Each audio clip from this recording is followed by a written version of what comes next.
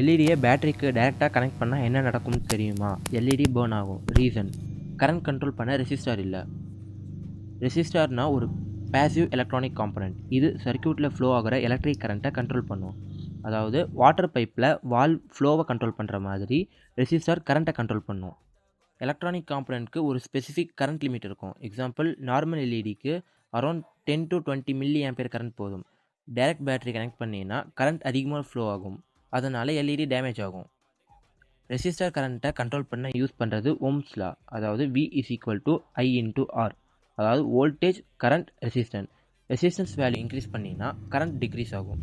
Example, 5 volt supply இருந்தால் LED protect பண்ண யூஸ்வலாக 220 ஆர் 330 ஓம் ரெசிஸ்டன்ஸ் யூஸ் பண்ணுவாங்க. ரெசிஸ்டர் இன்சைடில் carbon film or metal film material இருக்கும்.